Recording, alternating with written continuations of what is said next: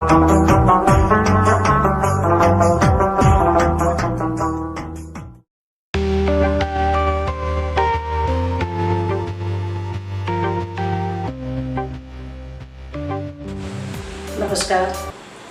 मैं शांति यादव। मेरा जन्म रजनी नामक गांव में मधेपुरा जिला अंतर्गत बिहार प्रांत में हुआ और ठीक पता नहीं वो कौन सी तारीख थी जब मेरा जन्म हुआ, लेकिन जैसा कि मुझे बताया गया कि गेहूं की कटाई हो रही थी और उस समय में मेरा जन्म हुआ, तो अंदाज़ा लगता है कि मार्च या अप्रैल का समय रहा होगा।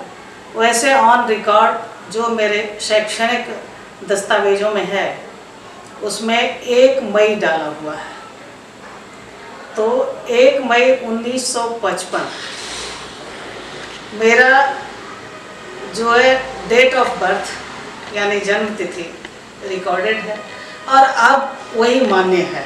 मैं यही मानती हूँ और दुनिया भी यही मानती है, मानेगी। मैं अपने बारे में कुछ बताऊँ तो सबसे पहले मुझे ये बताना अच्छा लगेगा कि जैसा आम रिवाज है कि जब आदमी के 1 या 2 बच्चे होते हैं तो उनके बड़े प्रिय होते हैं। मैं अपने माँ बाप की 9वीं संतान रही और 9वीं संतान में किसको भला इतनी दिलचस्पी हो सकती है। तो माँ बाप की मुझे नहीं लगता है कि मुझे दुलारी होना चाहिए था, लेकिन एक उल्टी स्थिति देखने को मिली। मैं अपने माँ बाप की आखिरी संतान साबित हुई और मुझे माँ और पिता ने और भाई बहनों ने भी बड़े लाड प्यार से पाला। शायद मुझे सबसे छोटे होने का ये इनाम मिला हो। तो इस तरह से मैं बचपन से ही थोड़ा ज़्यादा प्रिविलेज टाइप की कहूँ, परिवार में पारिवारिक स्तर पे रही, जो लोगों का मुझे भरपूर ध्यान मिला। और सबसे बड़ी बात ये हुई कि मेरी माँ जो मुश्किल से साक्षर थी, वो उनका नाम रामवती देवी था और पिता जो 1934 ईस्वी में TNJ कॉलेज भागलपुर से अपनी BA की पढ़ाई पूरी कर चुके थे।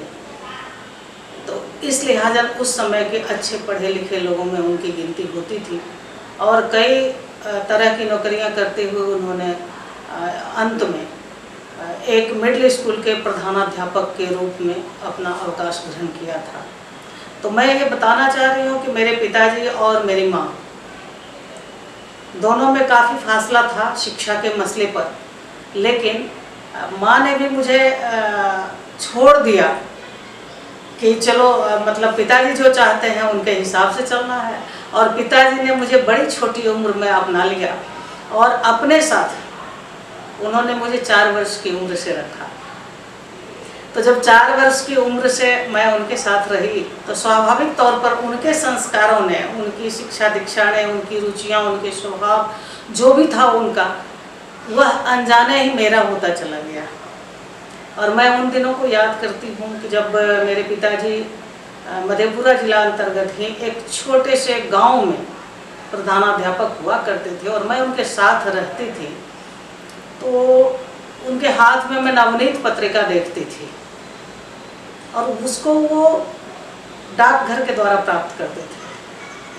तो मुझे उस समय से लगता है कि कुछ मन में ये जहन में बात आती रही होगी कि मुझे भी कुछ ऐसा चाव बना कि पढ़ने लिखने की ओर में कुछ ज़्यादा ही रुचि रखने लगी। और ऐसे पिताजी के साथ मैंने मिडिल स्कूल तक की जो पढ़ाई की, तो मुझे लगता है कि स्कूल का कम और पिताजी का ज़्यादा योगदान रहा और मुझे उन्होंने दोनों तरह का प्यार दिया, क्योंकि 4 साल की उम्र से मैं उनके साथ थी। तो माँ और पिता दोनों का करीब उन्होंने ही सब कुछ पूरा किया, मेरी जिम्मेवारियाँ भी पूरी की और मेरी पढ़ाई भी पूरी कराई। इवन मेरा मतलब हर कुछ, मेरे कपड़े धोए, मेरे जूते पहनाए, मुझे दांत साफ करना सिखाया, सारे कुछ। तो इस लिहाजन मैं ये स्वीकार करना चाहती हूँ कि मेरे पिता हृदय नारायण मंडल जी का मेरे जो भी मेरा वजूद है उस पर बहुत ज़्यादा प्रभाव रहा, और कुल मिलाकर उनके व्यक्तित्व का बहुत कुछ मैंने ग्रहण किया। फिर मेरे अन्य जो भाई बहन रहे, उनमें भाइयों ने तो ठीक ठाक शिक्षा पूरी की, लेकिन जैसा कि आमतौर पर होता है कि उस ज़माने में लड़कियों की पढ़ाई पर कोई ध्यान दिया नहीं जाता था, तो इसलिए मेरी बाकी बहनें जो हैं सब ने केवल साक्षर होना मतलब मिडिल स्कूल तक की पढ़ाई कर ली, बस इतना ही कि मैं उसे मानती हूँ कि सबों ने साक्षरता हासिल की, थोड़ा लिखना पढ़ना जान लिया और इससे आगे कोई नहीं बढ़ पाएंगे।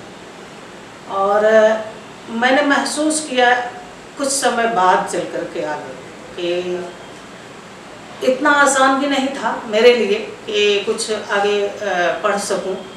हालांकि मेरे पिताजी समय के साथ या समय से थोड़ा आगे थे जो उस समय का माहौल था, लेकिन फिर भी मुझे लगता है कि मैं उसका शिकार हुई जो पुत्र और पुत्री में फ़र्क किया जाता है। अब मैं बताना चाहूँगी कि फ़र्क ये मैंने कब महसूस किया, जब मुझे कुछ होश आना शुरू हुआ कि मैंने जैसे कि मिडिल स्कूल की परीक्षा पास कर ली, फिर मुझे आगे पढ़ना था, तो दिक्कतें सामने आई कि अब हाई स्कूल नहीं है, कहाँ पढ़ना है। तो इन दिक्कतों का हल एक निकला कि मेरे बड़े भाई बालिका विद्यापीठ लखीसराय, तभी मुंगेर ज़िला हुआ करता था, तो वहाँ शिक्षक के रूप में काम करते थे। वो भी आर्ट टीचर थे, मतलब उन्होंने पटना से आर्ट कॉलेज जो पटना का है उसके वो पहले बैच के विद्यार्थी थे, तो उन्होंने वहाँ से वो शिक्षा पूरी की थी और उन्होंने मुझे अपने पास बुला लिया। तो वहाँ मेरी ये जो मैट्रिक तक की पढ़ाई हुई तो उसका मेरे जीवन में बहुत बड़ा योगदान रहा, लेकिन फिर मैं अटक गई कॉलेज में आकर के। अब वहाँ कहाँ नामांकन होगा और कहाँ मुझे लोग रखेंगे, क्योंकि भाई तो भेज दिए जाते थे कि वो हॉस्टल में रहेंगे, लॉज में रहेंगे, कहीं रहेंगे, डेरा लेके रहेंगे, लेकिन लड़कियों को इतनी उदारतापूर्वक कहीं बाहर भेजने का प्रावधान नहीं था। फिर मैंने पढ़ना तो शुरू किया, लेकिन वही दिक्कत है कि घर से पढ़ाई करके मैंने किया, और घर से पढ़ाई करते हुए जब मैं इस योग्य हुई कि मैंने अपनी ट्रेनिंग पूरी की, ग्रेजुएशन पूरा किया, तो फिर मुझे नौकरी का अवसर मिला। और सच कहूँ तो मुझे नौकरी करने की ज़रा भी इच्छा नहीं थी उस समय में। मुझे लगता था कि हाई स्कूल में ज्वाइन करना मेरे लिए बहुत ही मतलब कष्टप्रद अनुभव था। उस समय में जो शिक्षकों को वेतन मिलता था वो इतना कम था, मुझे लगता था उससे अच्छा तो घर में रह लो। तो मैं नहीं चाहती थी, बिल्कुल नहीं चाहती थी कि मैं उस नौकरी में जाऊं, लेकिन मेरे पिताजी का ही था बहुत ज़्यादा दबाव कि नहीं कर लो बाद में जो करना। मेरी इच्छा थी कि मैं कुछ कॉम्पिटिटिव एग्ज़ाम में बैठूं, जैसे उस समय में यूपीएससी का तो मैं कल्पना भी नहीं मैंने की थी कभी, बीपीएससी सोच रही थी कि बीपीएससी कर लूं। लेकिन फिर वही बात आई कि मुझे लड़की होने के लिए एक सज़ा मिली कि इसकी इजाज़त नहीं थी किसी भी तरफ से। मेरी शादी भी जल्दी हो गई, और जल्दी हो गई तो ससुराल पक्ष वाले और उन पर छोड़ दिया गया, मायके वालों ने उधर छोड़ा, और उन लोगों ने कभी चाहा नहीं कि मैं कुछ अच्छा करूं या मैं कुछ और बड़ा कर सकूं। तो उन लोगों की सोच सिर्फ इतनी थी कि चलो पढ़ लिख लिया तो कोई छोटी मोटी नौकरी हो जाएगी तो ठीक है। ऐसे माहौल में बड़ी शिद्दत से ये लगता था कि कैसे इस माहौल से छुटकारा पाऊँ। मतलब जब नौकरी नहीं मिली थी तो मैं यही सोच रही थी कि कम से कम जो वो मिट्टी के चूल्हे होते हैं गांव में, मुझे लगता था कि बर्तन धोऊं और उसमें को घरों को लीपूं, मिट्टी के घर, और ये तो मुझे बड़ा ये अजीब लगता था कि मैं ये नहीं कर सकती। मुझे लगता था कि मेरे लिए ये नहीं होगा, मैं मतलब मुझसे होगा ही नहीं।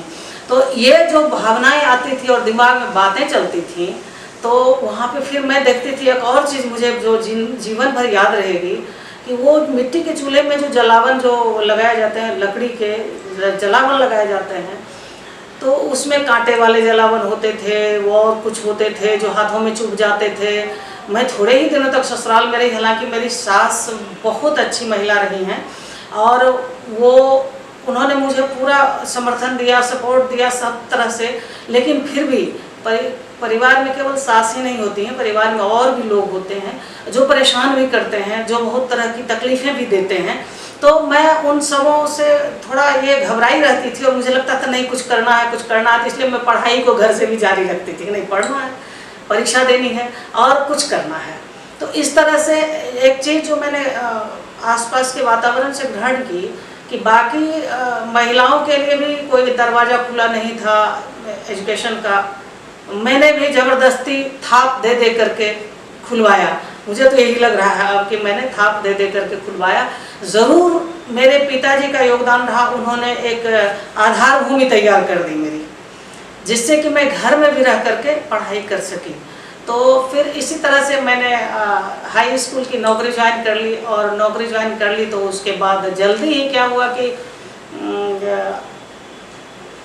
प्रधानाध्यापक के लिए वैकेंसी निकली थी, जो उस समय में दो तरह से होता था, एक प्रोन्नति से और दूसरा होता था कि आप सीधी नियुक्ति से कमीशन के द्वारा हो सकते हैं। तो मुझे वो मौका लग गया था और बड़ी जल्दी ही मैं कहूँगी कि कुछ ही वर्षों के बाद मुझे प्रधानाध्यापक के पद पर कमीशन से मेरी नियुक्ति हो गई और मुझे मौका लग गया कि मैं हेड ऑफ द इंस्टीट्यूट बन गई। तो जब मैं एक उच्च विद्यालय की प्रधानाध्यापिका के रूप में काम करने लगी तो मुझे कुछ अलग अलग तरह के अनुभव हुए। कुछ को सारे को तो बताना संभव नहीं है, लेकिन मैं एक बात बताना चाहती हूँ कि जो भी लोग मेरे सहायक होते थे उन लोगों में आपसी चर्चा बहुत होती थी। उन लोगों को बड़ी ग्लानि का भाव होता था कि एक महिला के अधीन काम कर रहे हैं, मतलब साथ काम करने की भावना उन लोगों के मन में नहीं होती थी। उन लोगों को महसूस होता था कि उनके अधीन काम कर रहे हैं और एक महिला के अधीन काम कर रहे हैं। तो कभी जब किसी का ट्रांसफ़र हुआ, किसी का डिप्यूटेशन हुआ तो उनको लोग रोकते थे, क्या आप एक महिला के अधीन काम करने के लिए जा रहे हैं। तो ऐसे ऐसे जो है मुझे समाचार प्राप्त होते जाते थे कि इस तरह की बातें लोग आपस में करते हैं, तो मुझे बड़ी मुश्किल होती थी। दूसरा जो था, मैं बहुत कम उम्र में प्रधानाध्यापिका के पद पर चली गई थी। लोगों को इससे भी एतराज़ होता था। अगर आज के दिन में या पहले भी कोई डिस्ट्रिक्ट मजिस्ट्रेट बन जाए कम उम्र में, लोगों को एतराज़ नहीं होता, लेकिन मैं एक हेड ऑफ द इंस्टीट्यूट बन गई थी तो लगा कि लोगों को इससे भी एतराज़ हो रहा है कि कैसे इतने कम उम्र की जो है सो हम लोगों पे हुकूमत करेगी। अब बात हुकूमत की नहीं थी, बात तो है कि सारे लोग टीम वर्क करते हैं और सारे लोग मिल कर के काम करते हैं किसी स्कूल में जब काम करते हैं। लेकिन फिर भी मुझे ये तो झेलना ही पड़ा। और उससे भी ज़्यादा तब मुझे लगा कि जब मैंने यह फैसला किया कुछ समय के बाद, मैंने क्या कुछ लोगों के आग्रह के बाद मैंने यह फैसला किया कि जो जिला माध्यमिक शिक्षक संघ है उसका चुनाव में लड़ूँ। लोगों ने मुझे इसके लिए, कुछ लोगों ने अप्रोच किया। तो अब इस अप्रोच के बाद मुझे लगा कि करना चाहिए, नहीं करना चाहिए। फिर मुझे लगा कि लोगों ने यदि कहा है तो करना चाहिए। और उन लोगों की बात को मानने के बाद मुझे पता चला कि जो मेरे विरोधी पक्ष के लोग थे, मैं अध्यक्ष का पद ये लड़ रही थी, अध्यक्ष पद के चुनाव के लिए, तो मेरे जो विपक्ष के लोग थे उन लोगों का कहना था कि अरे एक महिला जिला अध्यक्ष हो जाएगी, तो एक महिला जिला अध्यक्ष हो जाएगी और आप लोग उसके अधीन रहिएगा। तो ये बड़ा आश्चर्यजनक लग रहा था कि लोग इसको स्वीकार नहीं कर पा रहे थे तब तक कि एक महिला कोई काम और कर सकती है जैसे सामान्य तौर पर एक पुरुष करते हैं उसी तरह से कुछ कर सकती है। तो ऐसा उन लोगों को नहीं लग रहा था। दूसरी बात है कि मेरा तमाम जो शैक्षिक अपना जो रिकॉर्ड रहा है शैक्षणिक और अपने काम करने का जो तरीका रहा है, उन तरीक़ों से लोग कुछ घबराए हुए भी थे। तो उस घबराहट को वो लोग छुपाना चाहते थे और उन्हें लग रहा था कि कहीं ना कहीं जो ये इनके काम करने की शैली है शायद मैं उससे परेशान हो जाऊं। लोगों को ये लग रहा था कि ये बहुत ज़्यादा, जैसा कहा जाता है कि अगर आप अच्छा काम ईमानदारी से कर रही हैं तो लोगों को लगेगा कि जो ये तो मतलब बहुत स्ट्रिक्ट हैं मतलब बहुत स्ट्रिक्ट हैं। तो स्ट्रिक्ट होना जहाँ प्रशंसा की बात होनी चाहिए तो ज़रूरी नहीं है कि लोग प्रशंसा करेंगे, लोग उसमें भी 3 बातें निकालेंगे। तो ऐसा है वैसा है। इसी तरह से जब मैं चुनाव लड़ने लगी तो 2-3 कमेंट्स मुझे प्राप्त हुए थे, मुझे हंसी भी लगती है कि लोगों ने कहा कि अरे जैसे मैं जिस स्कूल में गई वो अंत के 12 साल मेरे मतलब जो सेवा काल के रहे हैं उसमें मैं स्थानांतरित होकर के चली आई, जो मधेपुरा जिला का सबसे पुराना, सबसे ऐतिहासिक और सबसे बड़ा विद्यालय रहा है, आज भी है। 1896 में उसकी स्थापना हुई थी, शिवनंदन प्रसाद मंडल उच्च माध्यमिक विद्यालय, जो हार्ट ऑफ द टाउन है, अभी भी है। तो उस विद्यालय में मेरे 12 साल बीते, अंत के 12 साल। जब मैं वहाँ आई थी तब मुझे अप्रोच किया गया था कि मैं अध्यक्ष पद का चुनाव लड़ूँ। इसलिए मुझे याद आया जब मैं उस स्कूल में पहुँची थी तो वहाँ खिड़कियों में पर्दे नहीं थे, दरवाजे पर भी पर्दा नहीं लगा हुआ था, और ऐसे यूं ही मतलब बैठते थे लोग, और स्टाफ रूम में वो लकड़ी की बेंच पड़ी हुई थी जिसपे शिक्षक बैठते थे, उनके बैठने के लिए कुर्सियाँ नहीं थीं। इतना बड़ा स्कूल और इतना प्रसिद्ध और इतना मतलब अच्छा परफॉर्मेंस देने वाला एकमात्र स्कूल था उस ज़िले का, और उसमें भी ये व्यवस्थाएं नहीं थी। तो मुझे लगा कि ऐसा कैसे चलेगा। और नाइट गार्ड जो था वो ड्यूटी करने की बजाय वो स्टाफ रूम में सोता था और वहीं खाता था, वहीं पीता था, उसका बिस्तर ऐसे गोल करके उसी पे दिन भर रखा रहता था, उसकी मच्छरदानी रखी रहती थी। ये सारी कुव्यवस्थाएं मैंने देखी थी। तो मैंने जाते ही पहले क्या किया कि उनको हटाया और कमरे में पर्दा लगवाया, खिड़कियों में पर्दा लगवाया, और बाकी जो कुर्सियां नहीं थी तो मैंने अपने जो शिक्षक प्रतिनिधि हुआ करते थे विधान पार्षद, उनसे मैंने कहा कि कुर्सियों के लिए कम से कम आप पैसा दीजिए। जो हमारे अब दिवंगत हो गए शारदा प्रसाद सिंह, उनसे मैंने लिया था लड़ करके, उन्होंने मुझे 60,000 रुपये दिए थे। मैंने कहा कि नहीं, बैठने के लिए कुर्सी नहीं है, कम से कम ये तो दीजिए कि कैसे बैठेंगे, इतने बड़े स्कूल में टीचर आते हैं वो बेंच पर बैठते हैं, कैसा लगता है। टेबल था लेकिन किनारे से बेंच लगी हुई थी। तो इन बातों के लिए, और नाइट गार्ड जो था उसको लोग दबंग मानते थे कि अरे भाई उससे कौन लगेगा, अब कौन लगेगा तो उसको स्टाफ रूम छोड़ने के लिए कौन कहेगा। मैंने सोचा कि अरे ऐसा कैसे हो सकता है कि आखिर है तो नाइट गार्ड, उसे तो ये करना है, रखवाली करनी है। मैंने जब उससे बात की तो वो कहता था क्या कि नहीं, मेरा सामान रहता है, मेरा बिछावन रहता है, मेरा ये रहता है, तो बिछावन की ज़रूरत क्या है। मैंने पूछा बिछावन की तो कोई ज़रूरत नहीं है, तुमको नाइट गार्ड की ड्यूटी दी गई है। तो खैर उसका सॉल्यूशन जो है बीच का मैंने निकाल दिया कि तुमको एक छोटा कमरा दे दिया जाता तुम्हारे सामान रखने के लिए, तुम जो भी सामान लाओगे अपना उसमें रख दो और बाकी तुमको स्टाफ रूम में नहीं रहना है। तो उसको मैंने हटवा दिया, कुर्सियाँ लगवा दी। और मैंने ये भी महसूस किया था कि अभिभावकों का हस्तक्षेप बहुत था विद्यालय में, बहुत ज़्यादा। आकर के शिक्षकों को कुछ सुना जाते थे, ये मुझे बहुत नागवार गुजरता था। तब मैंने ढूंढना शुरू किया कि कारण क्या है। कारण क्या है, तो बहुत सारी मुझे कमियां अभी अंदर से महसूस हुई। उन कमियों को मैं यहाँ रेखांकित नहीं करना चाहती हूँ, लेकिन जो कमियां मुझे महसूस हुई उसको मैंने अंदर से दुरुस्त किया, और जो बाहर की दखल थी उसको मैंने बिल्कुल ख़त्म कर दिया। और मैं बहुत ही संतोष से ये कहना चाहूँगी कि मेरे वहाँ रहते अभिभावकों का कोई भी दखल आना जो था बिल्कुल बंद हो गया, बल्कि अभिभावक बहुत प्रसन्न हो गए, क्योंकि मैंने अंदर और बाहर दोनों स्तर से अपना भरपूर प्रयास किया, अपनी पूरी ऊर्जा लगा दी कि कैसे छात्र छात्राओं का हित देखा जाता है, बाकी कुछ नहीं। मैं ये कह रही हूँ कि मैंने शिक्षकों को कष्ट हो तो हो, मैंने कहा कि आप मुझे गालियाँ दें तो दें, लेकिन मुझे जो छात्र छात्राओं का हित देखना है मैं वही देखूंगी, क्योंकि वही देखने के लिए मैं आई हुई हूँ। तो इससे थोड़े परेशान तो शिक्षक थे मेरे व्यवहार के लिए वो प्रसन्न नहीं थे।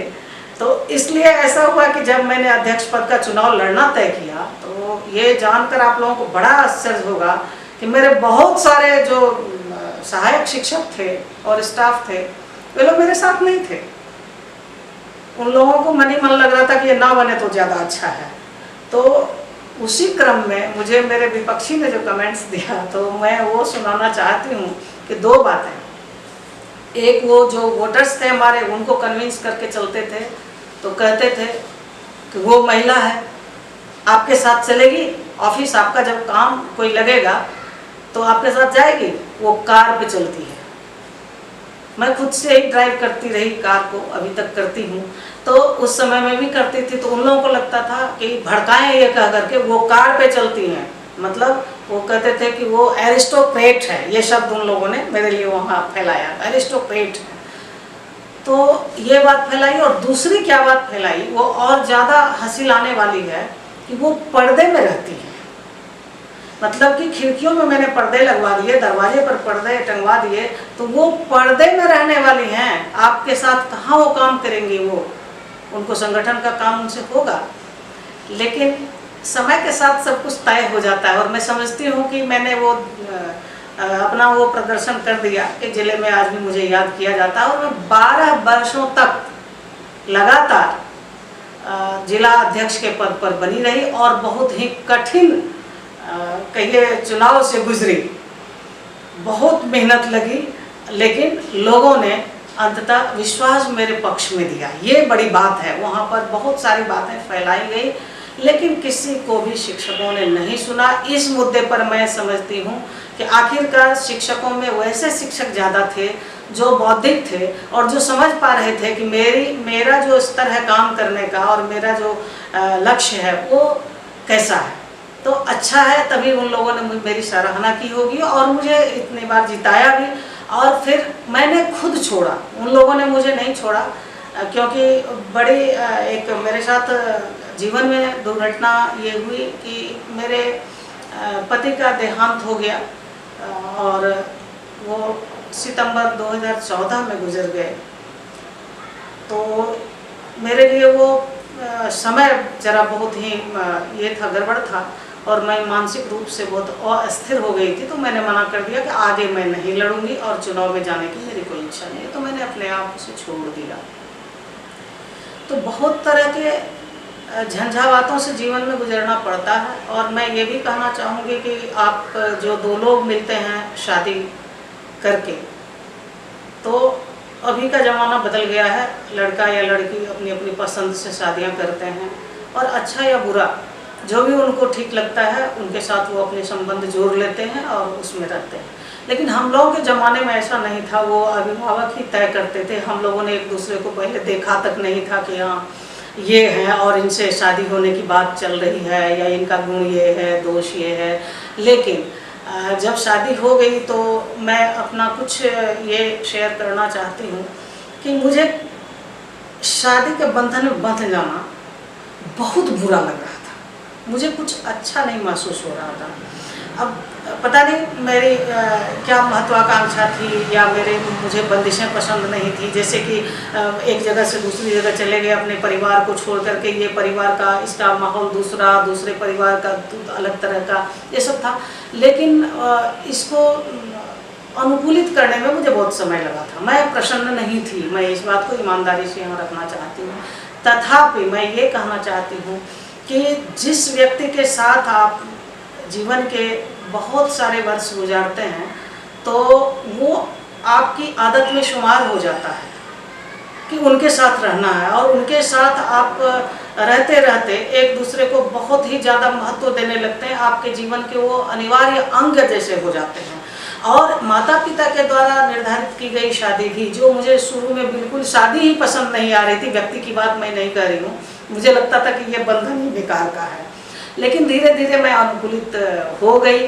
अब तो मैं ये बताना चाह रही थी कि शादी के बंधनों को स्वीकार करने में मुझे कुछ समय लगा, क्योंकि बंधन में इस तरह से कह रही हूँ कि मुझे लगता था कि मेरी स्वतंत्रता पे ये एक पहरा बिठाने जैसा काम हुआ है, और अंदर से मैं उद्वेलित थी, मुझे वो माहौल कुछ अच्छा नहीं लग रहा था। खैर, लेकिन मैं अनुकूलित हो गई, और मेरे पति डॉक्टर मुरलीधर यादव, जो स्वयं भी एक उच्च विद्यालय में शिक्षक रहे थे, उनसे भी जो जितने लगाव की बातें जो होती हैं पति पत्नी के बीच जो होता है, वो लगाव और वो प्रगाढ़ता मेरी बनी रही। लेकिन बीच में ही उनका जाना हुआ तो मैं उससे ज़रा उद्वेलित हो गई थी और अनायास ही वो चले गए थे। लेकिन बहुत सारे मायनों में मैं ये महसूस करती हूँ कि जीवन में एक दूसरे का साथ होना भी बहुत ज़रूरी है, और आदमी को तभी लगता है कि मेरा भी कोई है और मुझे बल देने वाला कोई है, तो ये अच्छा लगता है। और कहीं कहीं ये भी ज़रूर लगता रहा जीवन भर कि चाहे जो हो जाए, जो पुरुषों को प्राप्त है वो महिलाओं को प्राप्त नहीं है।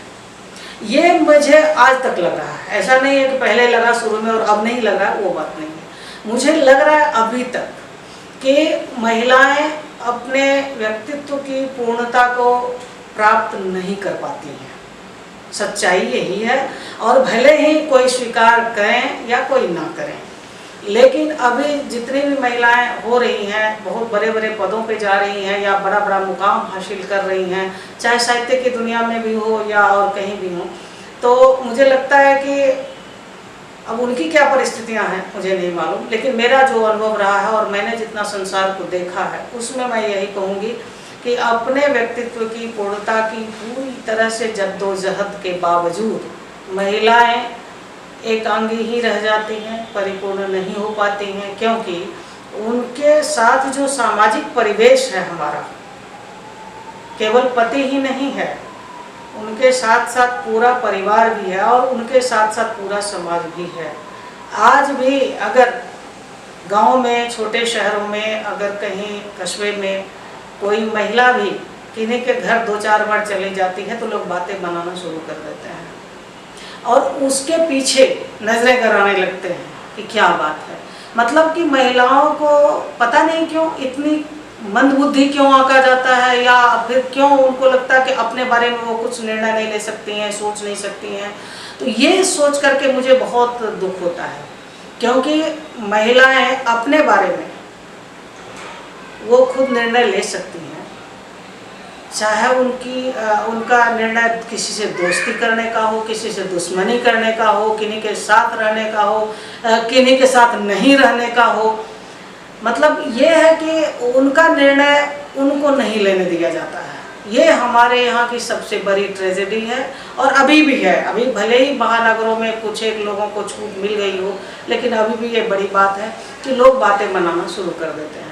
इस नज़रिए से मैं जब देखती हूँ तो मुझे लगता है कि निश्चित तौर पे महिला होना यानी दोयम दर्जे का प्राणी होना है। तो यह बात मुझे आज तक खलती है। मैं आज भी सोचती हूँ कि मैं कहीं अकेले बैठने उठने के लिए तो उतनी स्वतंत्रता मुझे है, लेकिन अगर मुझे रात में किन्हीं से मिलना हो तो मैं अकेली नहीं जा सकती। ये मेरे साथ आज भी है। मुझे परिवार के किसी को साथ में लेके चलना पड़ेगा। इसमें मेरी सुरक्षा की जितनी फिक्र नहीं है, उतनी मुझे सामाजिक मर्यादाओं की फिक्र के कारण ऐसा करना पड़ता है। तो ये चीज़ बहुत बड़ी बात है। बहुत हमारे समाज का कहेंगे कि एक बहुत बड़ा ही उसको क्या कहें, घटिया सोच कह सकते हैं, या जो संस्कारबद्धता है वो कह सकते हैं कि उनके दिमाग में बैठी हुई चीज़ है कि जैसे कि औरत कोई प्रॉपर्टी हो, उसको ताला लगा के रखना है, उसको कहीं इधर नहीं जाने देना है, कहीं उधर नहीं जाने देना है। तो ये तिजोरी में बंद करके रखने जैसी भावना जो है शुरू से आई हुई है। अब जैसे कि गाँव में मैं देखती हूँ आज भी हमारे परिवार में भी मैं देख रही हूँ कि जो महिलाएं हैं वो यहाँ तक घूंघट लेती हैं, और घूंघट लिए ही वो काम करती हैं, घरेलू काम करती हैं। वो भाई गिर सकती हैं, उन्हें चोट लग सकती है, उन्हें कुछ भी हो सकता है, उनका हाथ जल सकता है, चूल्हे पे काम करती हैं। वो खाना देने जाती हैं अपने ससुर को, भैंसुर को, या और किन्हीं ऐसे लोगों को घूंघट तान करके अलग से खाना रख देती हैं। तो इसकी क्या ज़रूरत है?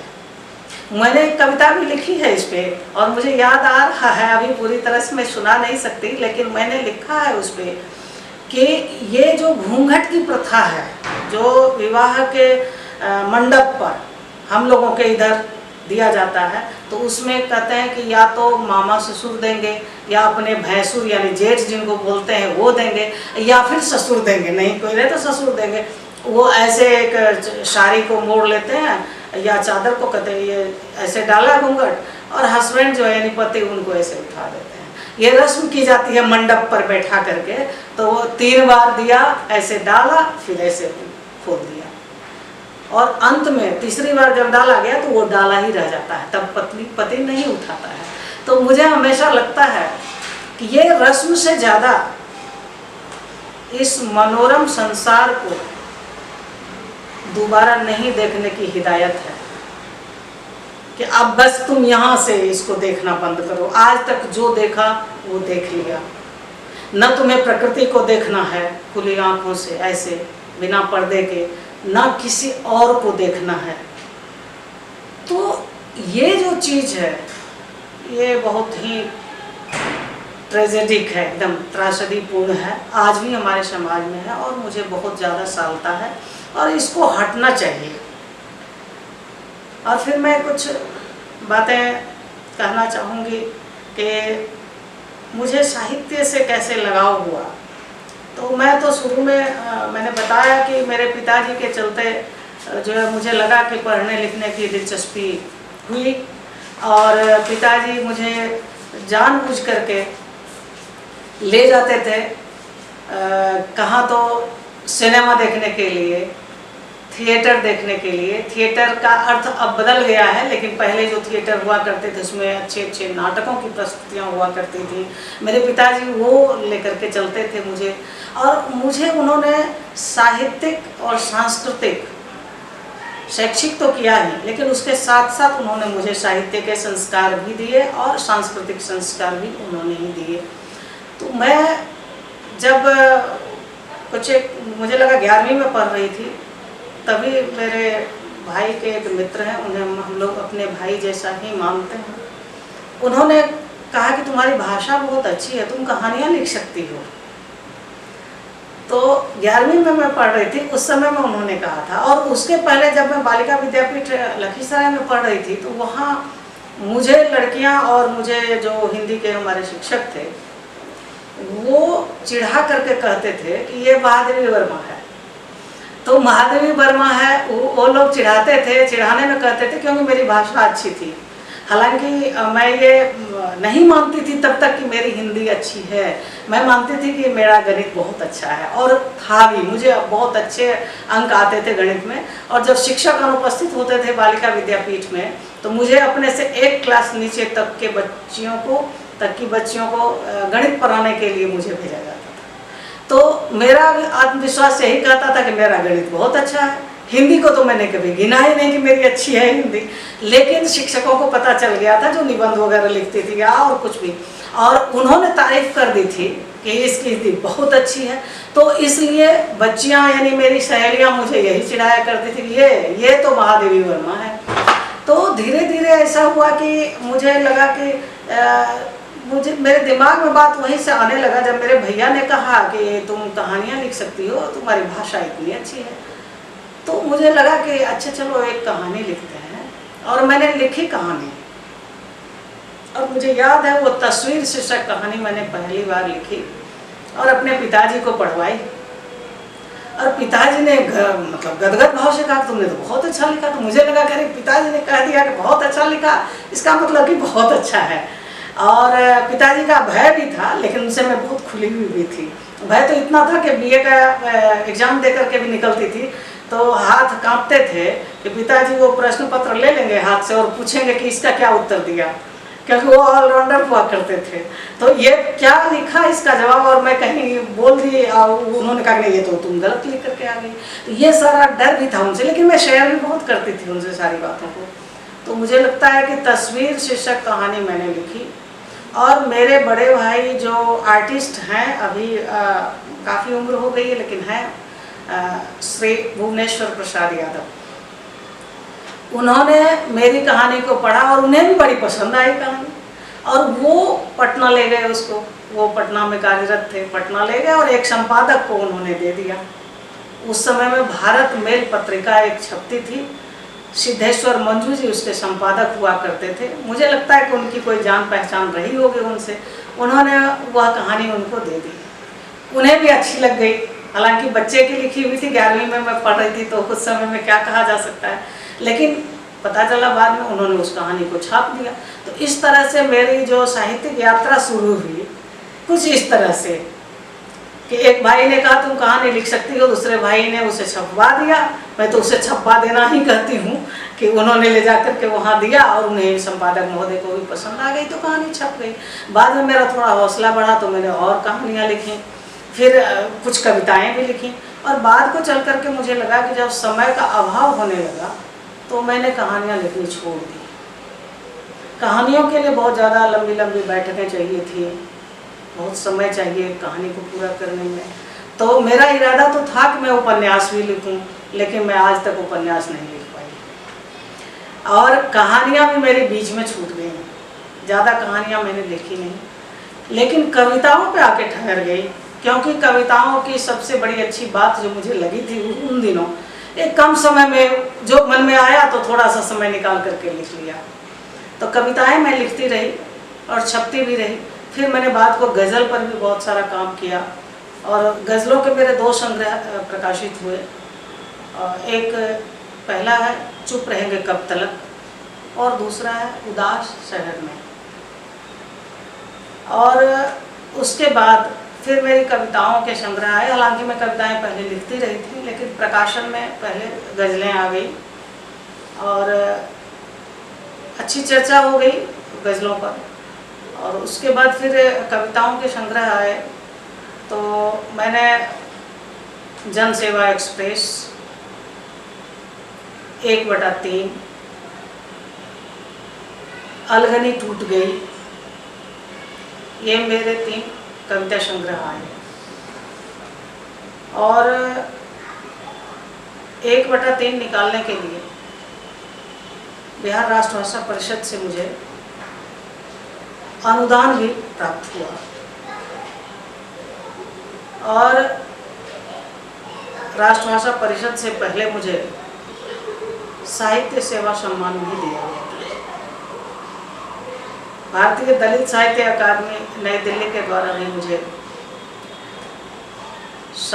वीरांगना सावित्रीबाई फुले फेलोशिप सम्मान दिया गया था।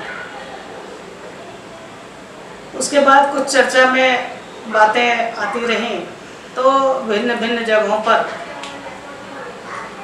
जिला प्रशासन मधेपुरा के समेत अन्य भी कई संगठनों के द्वारा कुछ सम्मान और ये सब पुरस्कार प्राप्त हुए।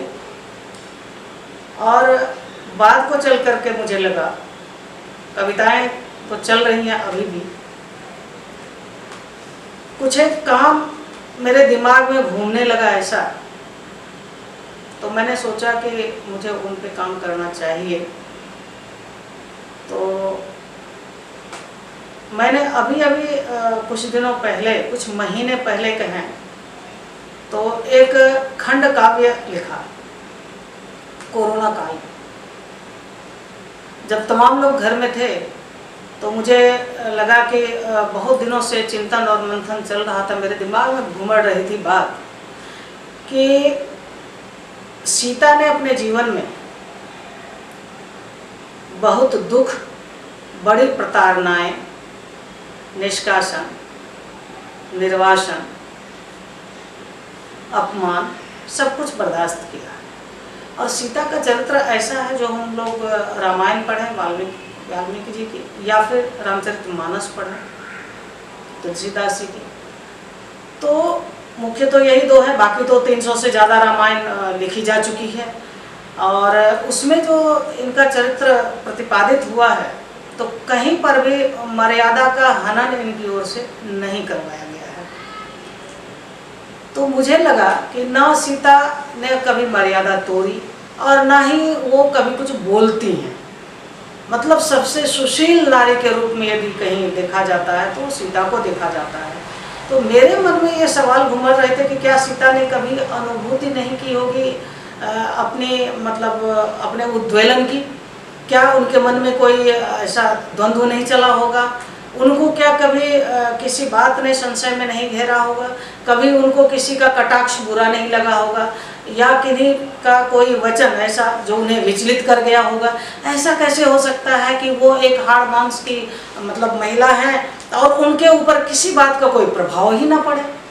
तो यह जो बहुत दिनों से मुझे मथ रहा था, तो मैंने कोरोना काल में 20 दिनों के समय में मैंने एक उन पर खंड काव्य लिखा। उसका शीर्षक है वैदेही का अंतर्द्वंद्व। वो प्रकाशित होकर के भी आ गई है। और मुझे लगा कि मैंने एक बहुत अपने मन के पसंद का एक काम किया। दूसरा पसंद का काम जो मुझे लगा वो ये कि मैंने, और आप सबों ने भी सुना होगा दशरथ मांझी के बारे में, और मुझे लगा कि दशरथ मांझी ने जो काम किया उस काम को हम लोग साधारण तरीके से नहीं ले सकते हैं। हालांकि दशरथ मांझी पर फिल्म भी बनी, कुछ आर्टिकल्स वगैरह भी हल्के फुल्के आए, बहुत ज़्यादा तो नहीं लेकिन छोटे मोटे समाचारों में बन करके सिमट करके वो रह गए। तो मुझे लगा कि इन पर काम होना चाहिए, और मैं बराबर इस पे सोचती रही। तो मुझे लगा कि शाहजहां ने जो काम किया था, दूसरी बार दशरथ मांझी ने काम किया उसी लाइन पर, लेकिन उनसे थोड़ा अलग हट करके। तो मैंने एक पुस्तक लिखी है, शाहजहां बनाम दशरथ मांझी। वो अभी प्रकाशनाधीन है। दोनों व्यक्तित्वों का एक तुलनात्मक विश्लेषण मिलेगा। मुझे लगता है कि ताजमहल को बनाने में शाहजहां की ऊर्जा कितनी लगी। शाहजहां को केवल आदेश देना पड़ा, और दशरथ मांझी ने जो काम किया उसमें उनका 22 वर्ष, उनकी पूरी जवानी चली गई, पूरी ऊर्जा चली गई, और उन्होंने अकेले छेनी और हथौड़ी से मार मार के एक सड़क बनाई। और वह भी मैंने तुलना की है उस पुस्तक में कि आज जो लोग ताजमहल देखने जाते हैं तो पैसे दे करके देखते हैं, टिकट खरीदते हैं, तब उनको देखने के लिए दिया जाता है। लेकिन जो दशरथ मांझी ने पथ बनाया है, उस पथ पर चलने के कोई पैसे नहीं लगते। उससे सुविधा की स्थिति में लोग पहुँचे हैं, और आसपास के तमाम गांवों के।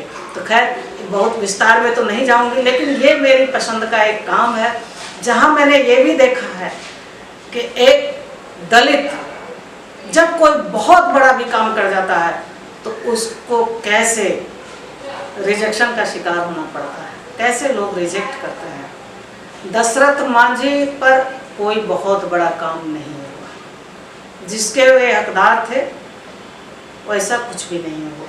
फिल्म ज़रूर बनी, लेकिन उस फिल्म को बना करके उनके घर रॉयल्टी तक नहीं दी गई, उनका हिस्सा भी उनके परिवारजनों को नहीं मिला। तो ये तो नहीं कह सकते कि फिल्म बन करके बहुत उनका कुछ भला हो गया, भले ही लोगों के जुबान पर उनका नाम कुछ दिनों के लिए आया हो। तो ये है, और मेरी कई पुस्तकें अभी प्रकाशनाधीन हैं।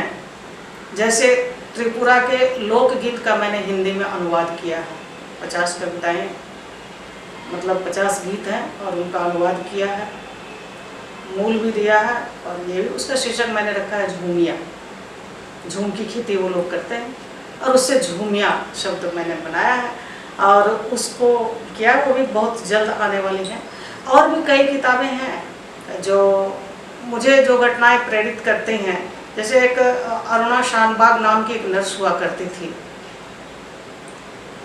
और उनके जीवन को जिन्होंने भी सुना है और जाना है, जब उनकी मृत्यु हुई थी उस दिन ही मैंने ठाना था कि उन पर मैं किताब लिखूंगी, और उसको लिख भी दिया। लेकिन अभी वो थोड़ा ठंडे बस्ते में कहेंगे कि अभी तक उसको प्रकाशित होने में थोड़ा समय लग सकता है। वो पड़ा हुआ है, शीघ्र प्रकाश्य में तो है। तो मुझे लगा कि उस जैसे जीवन को कैसे व्यक्ति जो है भूल सकता है, वो एक बहुत बड़ी बात है। उनका जो शोषण हुआ, और उसके बाद जो उनकी स्थितियां रही जीवन भर,